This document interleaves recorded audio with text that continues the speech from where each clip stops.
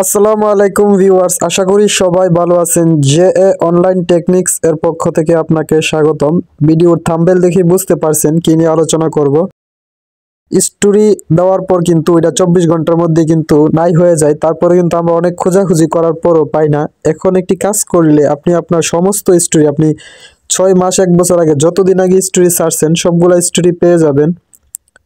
এই কাজটি করার জন্য আমরা চলে যাব আমাদের ফেসবুকে যাওয়ার পর আমাদের কাজ হলো, এখন আমরা যে স্টোরিগুলো ক্রিয়েট করি মানে অর্থাৎ ফেসবুকে আমরা যে স্টোরিগুলো দেই এই স্টোরিগুলো কিন্তু আমরা খুঁজে পাই না। এখন কাজ হলো আমরা এই স্টোরিগুলো খুঁজে পাওয়ার জন্য একটি সেটিং করে রাখবো, আর এই সেটিং করে রাখলে কিন্তু আমরা সবগুলো স্টোরি পেয়ে যাব। এই কাজটি করার জন্য আপনাকে চলে যেতে হবে ফেসবুকের ডান দিকে উপরের দিকে থাকা 3 বার নামে একটি অপশন আছে, এই অপশনের উপর অপশনটির উপর ক্লিক করার পর আপনি আপনার ফেসবুকের সেটিংসে যাবেন। একটু স্ক্রল ডাউন করে নিচ দিকে গিয়ে দেখবেন সেটিংস নামে একটি অপশন আছে। আমার এই জায়গায় সেটিংস নামে অপশনটি আছে, আমি এখন এটির উপর একটি ক্লিক করব।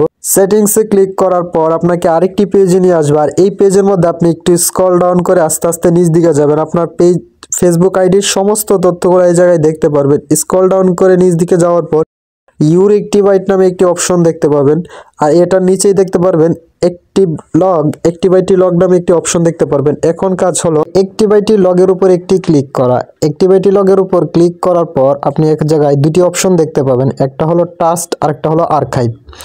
এখন আমাদের কাজ হলো ট্রাস্টে আপনি আপনার অতীতের ডিলিট করা কিছু ভিডিও বা ছবি এক জায়গায় দেখতে পাবেন, আর আর্কাইভে কাজ হলো এখন আমাদের কাজ হলো এই আর্কাইভের মধ্যে প্রবেশ করা। আর্কাইভের মধ্যে ক্লিক করবেন। আর্কাইভের মধ্যে ক্লিক করার পর আপনাকে আরেকটি পেজে নিয়ে আসবে, আর এই পেজের সবার উপরের দিক দিয়ে আপনি স্টোরি আর্কাইভ নামে একটি অপশন আছে, এই অপশনটি দেখতে পাবেন।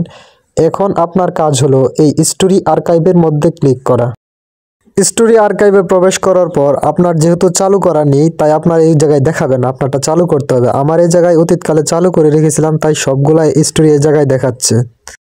যেহেতু আপনার চালু করা থাকবে না তাই আপনাকে এরকম একটি পেজ দেখাবে, আর আমার যে জায়গায় পেজটি দেখাচ্ছিল সেটি কিন্তু না। এই পেজে নিয়ে আসার পর আপনি ডান দিকে দেখবেন একটি বাটন আছে, এই বাটনটি আমার অন করা অলরেডি, আপনার কিন্তু এটি অন করা নাও থাকতে পারে।